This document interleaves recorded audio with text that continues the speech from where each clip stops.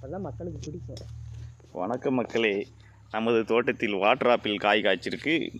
3 வருடங்கள் மரம் நட்டி சிறிய காய்களாக இருந்தது. இப்போவும் காய்கள் நல்லா ரெட்டிஸ் ஆயிடுச்சு.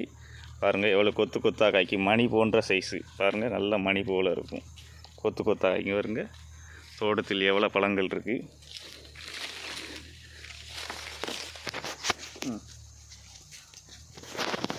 தோட்டத்தில் பாருங்கள் எவ்வளோ கொத்து கொத்தாக காய்ச்சிருக்குங்க. பாருங்கள் மணி போல் இருக்குது, தெரியுதா?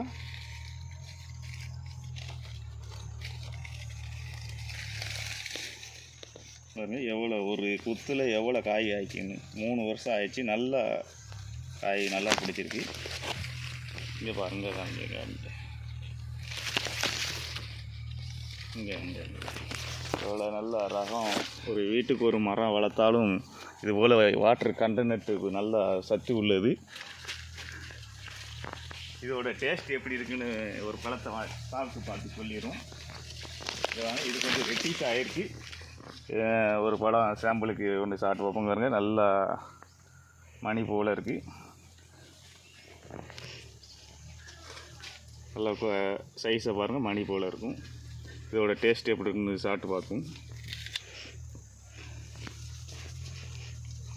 நல்லா வாட்டர் கண்டென்ட்டு நல்லாயிருக்கு.